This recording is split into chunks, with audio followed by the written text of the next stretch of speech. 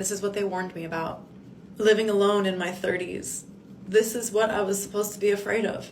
It's crazy how people will try to scare women and they'll be like, yeah, well, once you're in your 30s, men won't find you attractive anymore. Promise? Promise? Like, oh yeah, once you hit the wall, men won't approach you. Swear? Oh my gosh. I wish that was true. However, it's not.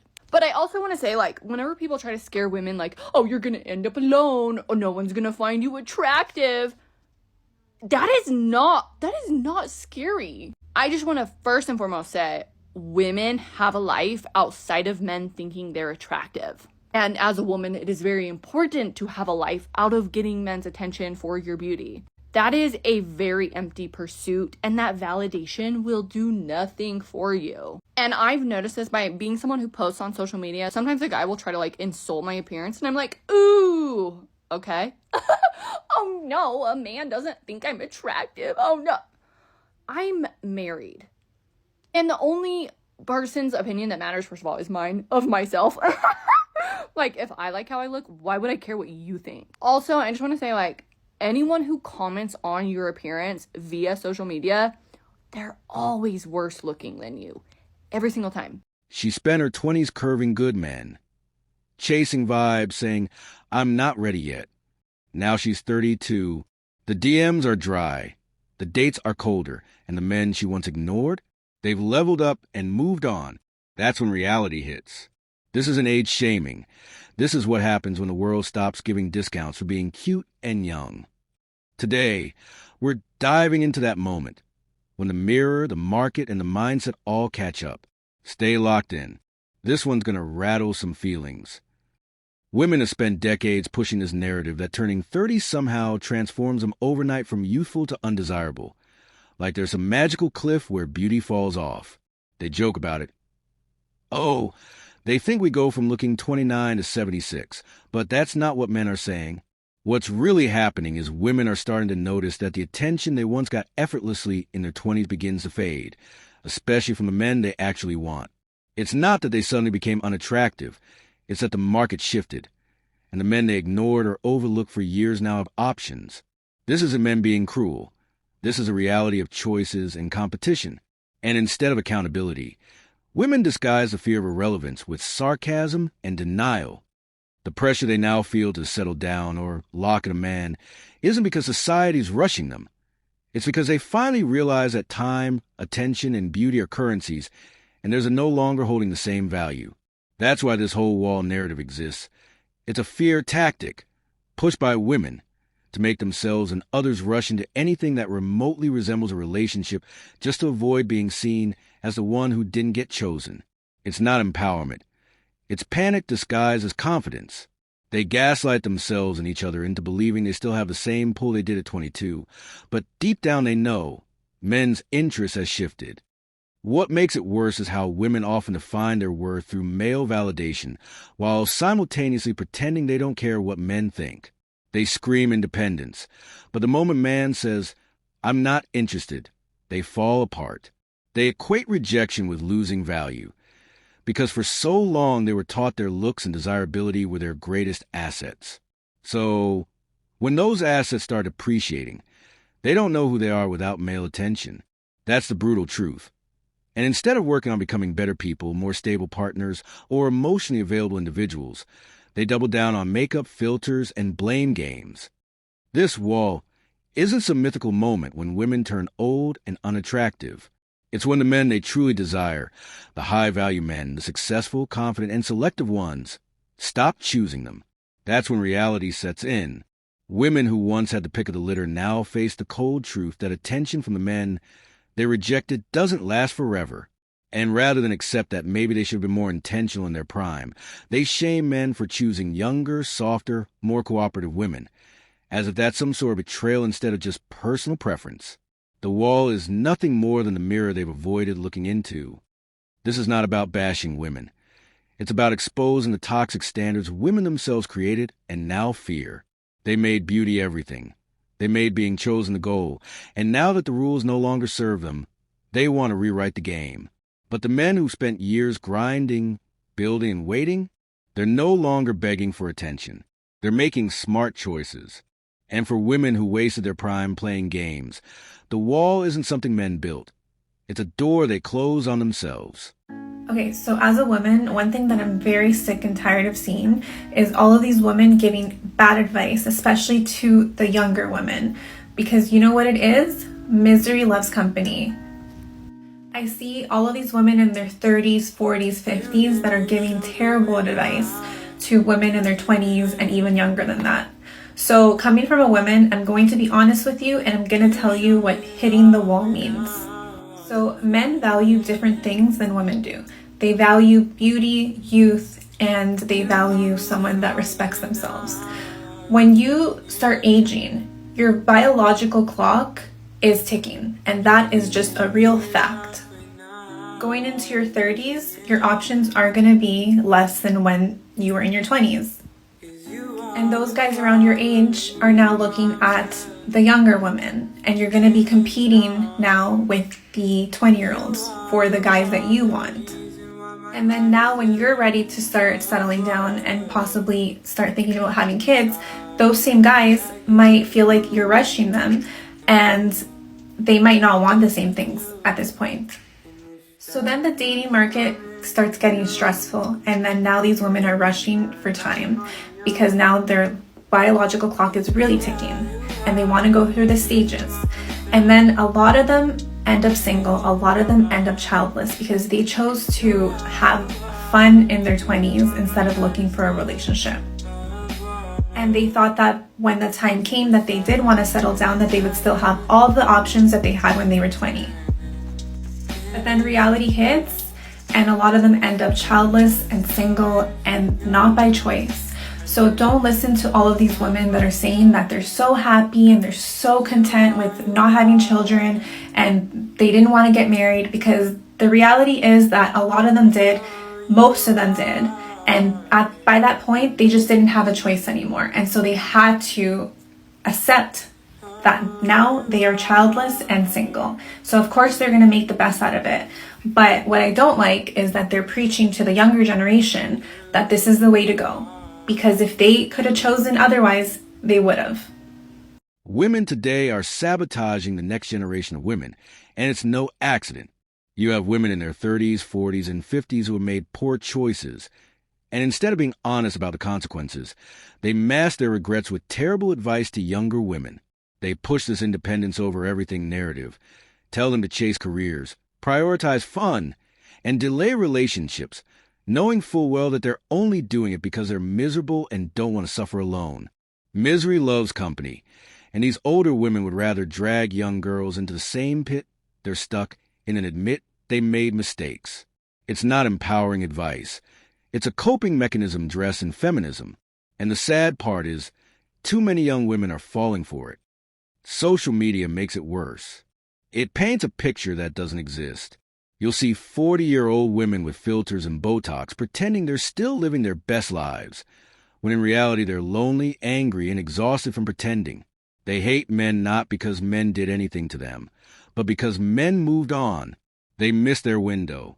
The men they overlooked in their 20s, the good men, the kind men, the ambitious men, are now in their 30s, focused, successful, and finally selective. But those men don't want women who are bitter, used up, or carrying baggage from a decade of bad decisions. And instead of self-reflecting, these women lash out at men, blaming them for standards they never met. Women don't handle rejection the way men do. Men get rejected early and often. We learn to deal with it, grow from it, and build ourselves. But women, especially attractive ones, go through their prime years without ever being told no.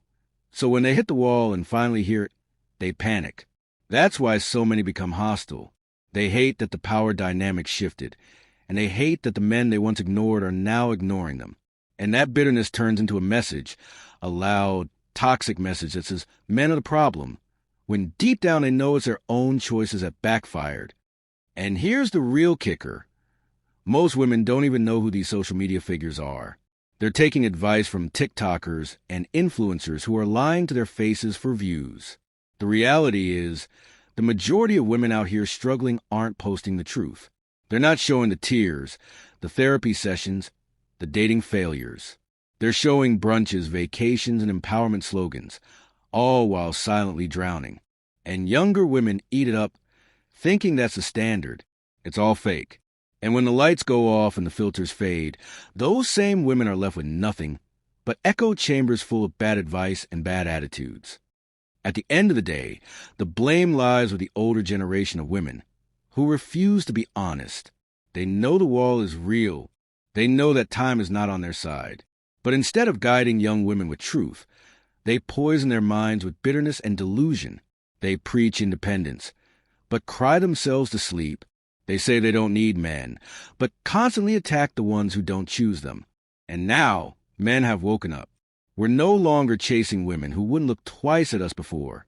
We build ourselves up, and we're choosing better. The ones who tried to manipulate the game are now stuck watching it from the sidelines. I am having like all the feels right now. I mean, my birthday's in about a week, so I've got all of that coming up, and reading through these comments is really intense, and I can relate to them so much. This is my story right here.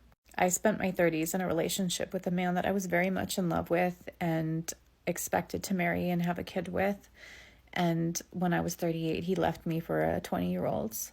And it was so funny because at the time, I was amazingly optimistic. I really believed that, I was going to go out. I got a new job. I somehow managed to turn my life around after all of that. And I was absolutely convinced that my horrific experience in romantic relationships was like statistically likely to take a turn for the better, and that I was going to meet someone and I was going to be able to have a baby right under the wire. But that did not happen, not even by a long shot. And in fact, the experiences that I had with dating were just as bad, and in one case worse, to the point where I've now opted out of dating altogether because I don't feel that it is good for my mental health. And I'm going to be 47 in about a week, and I think, getting close to the end of the perimenopause phase, and there's a lot of intense emotions that I feel about this. In some ways, I'm okay with it. I have taken care of children my whole life, and there's a part of me that's like, great, now it's my turn. But there's another part of me that is immensely sad. I even knew what I was going to name my child. Like, I've thought about her for decades, and it really pains me to know that I'll never know her. But I think the hardest part of this is that it comes with so much fucking shame. Not because of us. Like, we don't do this to ourselves. It is all from out there. Our society is so judgmental of women who didn't get married and don't have kids. And I hear it on a daily basis every single time I get on social media. I hear it from my own nieces who ask me sometimes, I don't understand why you're a woman if you didn't have children. They're 7 and 9. Where did they learn that kind of... The shame is everywhere. And I wish I could say it gets easier, but it does not. But I will say that I am getting better at taking care of myself and protecting my journey and loving it and learning to accept it. Ultimately, it is nobody's business. And what's truly shameful is that it's so socially acceptable to shame people who are already grieving and in pain. So do everything you can to tell the shame to F off. If you really listen to her voice, you can hear it, that quiet pain, the sadness sitting behind her words. She's not just telling a story. She's breaking down inside. 30 years she had. 30 years to make smart decisions, build something meaningful, choose wisely. And now she admits that she spent her entire 30s in a relationship, only to be left for a 20-year-old. That's not just disappointment. That's the brutal truth catching up to her. And you can hear the shame dripping through her tone, because deep down, she knows this wasn't bad luck. It was bad choices. She's not a victim of men. She's a victim of her own arrogance, thinking she'd run the game forever and still win in the end. Women don't need to be proven wrong. Most of them already know the truth. They say it themselves in quiet moments, when the cameras are off and the filters are down. They know they rejected good men. They know they wasted time on guys who didn't want commitment. They know they prioritize vibes over values. And now they're older, alone, and realizing that the dating market doesn't play fair when you've lost your leverage. And no, I don't feel bad. Why should we? Men spent their 20s being overlooked, working on themselves, building, staying patient, only to be told we weren't enough then. But now that we're in demand, we're supposed to feel sympathy? No, that's not how this works. The sad part is that women had more chances than anyone to secure good partners. They had men lined up in their DMs, friends who genuinely cared for them, guys they used for emotional support, free therapy, favors, money, attention, and they rejected every single one of them. Why? Because he wasn't tall enough. Because he was too nice. Because he didn't excite them enough. They treated commitment like a backup plan, thinking the party would never end. But it does. And when it ends, the silence is loud and the room is empty. Now they're scrambling, trying to figure out why the men they want nothing to do with them. This isn't about men being cold. It's about men waking up. We've seen the game for what it is.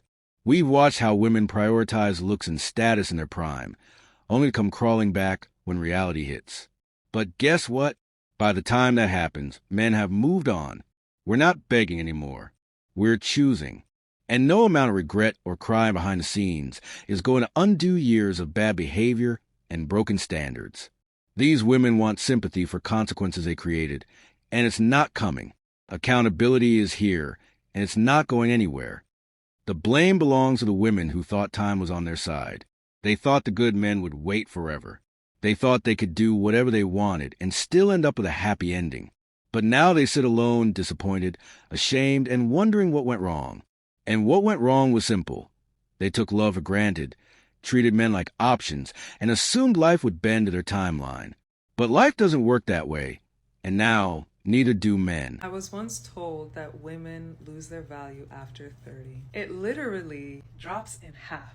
I was 29 and I had 6 months before I turned 30. It was during a podcast with the late Kevin Samuels, and I argued with him. I got pissed off with him. I couldn't help but think about what my boyfriend at the time was thinking because he was a huge Kevin Samuels fan. Anyway, today happens to be my 31st birthday. That boyfriend and I broke up. I got over a year of therapy, started doing music, started doing my own nails, taught myself how to sew so I can better my swimsuit company, started my passion projects of giving back. Honestly, I don't know what value he was referring to. I'm pretty sure it was something about being in the dating marketplace or some bullshit. Let me tell y'all something. I don't give a fuck what y'all think about my value, because I place value on myself. And for my fellow women out there who are younger than 30, older than 30, or being told that we exist solely to reproduce, fuck that. Your value is what you make it. I don't care how old I am.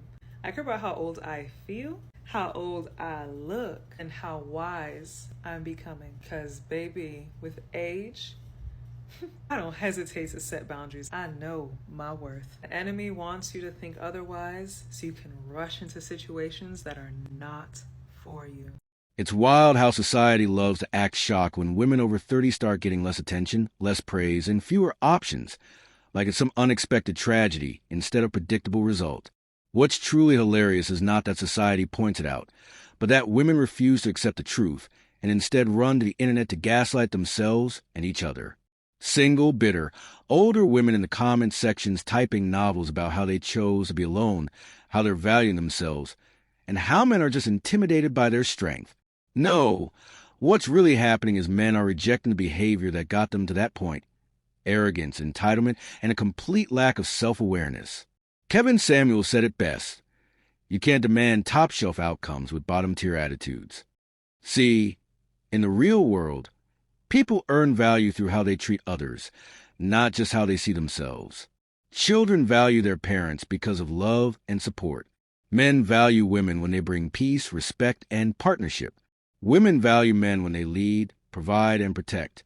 This mutual exchange is what creates families, what builds legacies. But these modern women, they value themselves with no evidence, no accountability, no relationship skills, no understanding of what a man actually wants, Just empty affirmations and toxic sisterhoods telling them they're perfect even as the years go by and the calls stop coming. They've placed so much value on themselves that they've priced themselves out of the market.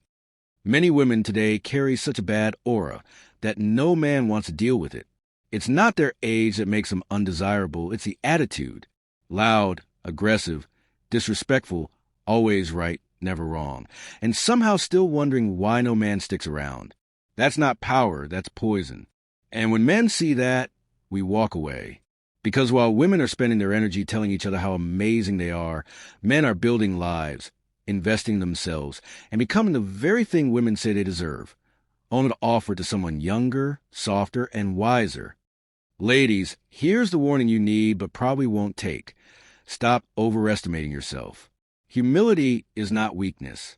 Respect is not submission. And placing value in yourself doesn't mean ignoring the value of others. If you truly want a man of quality, you have to be the kind of woman that a quality man would want. That means being cooperative, respectful, kind, and yes, humble. No one is asking you to shrink yourself. We're just asking you to stop pretending that being loud and dismissive is somehow admirable. It's not, and men have stopped entertaining it. At the end of the day, the blame for being single and unwanted lies with the women who refuse to adapt. They've been told for years at the prize they're perfect, they don't need to change. And now they're sitting alone, watching other women get chosen while they comment from the sidelines. Society didn't do that to them. Men didn't do that to them. They did it to themselves. The message is simple: be better or be left behind. This is what they warned me about. Living alone in my 30s. This is what I was supposed to be afraid of. I've got my little dog. It's 8:23 p.m. I'm in my silk pajamas. My laundry is done. It's folded. It's put away. There's nothing in the dryer. My kitchen is clean. The bed is made. It's been made since the morning. My bathroom is clean. My toilets are clean. There's no compromising when I sit down to watch TV. It's whatever I feel like watching for as often as I want. Anytime I want to watch Harry Potter, it is on the television. No questions. No pushback. It's a scary, scary world out here, ladies. Don't end up like me. Don't end up like me. She says there's nothing to be afraid of, that living in her 30s is thriving. And of course, she makes sure to mention her cat like it's a badge of honor. This isn't thriving, this is coping. This is a woman trying to convince herself and everyone watching that the choices she made haven't left her isolated, unfulfilled, and far from what she actually wanted. Because no woman grows up dreaming of being alone with a cat in her 30s. That's not power. That's not freedom. That's the consequence of putting off family, rejecting good men, chasing temporary fun, and now trying to dress up the aftermath like it's a lifestyle goal. This is the exact type of delusion that gets sold to younger women every day. Live your best life. You don't need a man, deuces. And by the time they realize it was a trap, they're deep into their 30s trying to convince themselves that companionship from a pet is equal to building a family with a man who loves and respects you. It's not. Thriving isn't going to bed alone every night. Thriving isn't coming home to silence.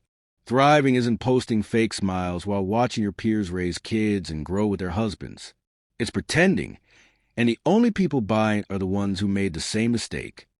The harsh reality is that this idea of independent woman thriving is often just a cover-up for emotional loneliness. Women spent their 20s turning down the men who actually wanted to build something with them, not flashy, not rich, not full of games, just good, solid men. They overlooked them because they weren't exciting or didn't bring the drama. Now, the tables have turned. Those men are established, confident, and focused, and they're not going back for women who once ignored them. The so-called thriving 30-something woman with a cat knows that, and it burns.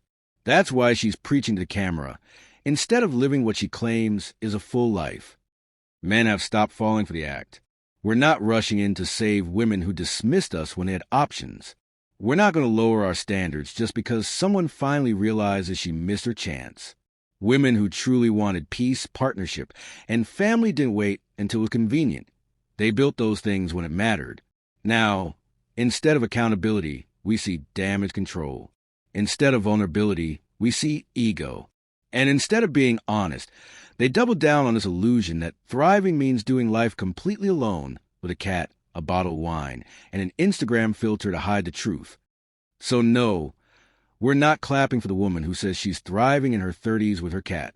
We're calling it what it is, a coping mechanism for choices that didn't pan out. The blame isn't on men, it's on the women who were warned, advised, and even begged to choose wisely and didn't. Now they wear independence like armor, not strength. And that's not thriving, that's surviving. Guys, you don't need to feel guilty for choosing peace, youth, femininity, and cooperation. And ladies, if this message stings, it's probably because deep down you know it's true. You can keep pretending you're thriving, or you can take accountability and move different. The choice is yours. But the game has changed, and men are no longer settling for the leftovers of bad decisions. As always, stay focused, stay grounded, and remember, truth doesn't need to be loud, it just needs to be heard. I'll see y'all in the next one. Stay sharp.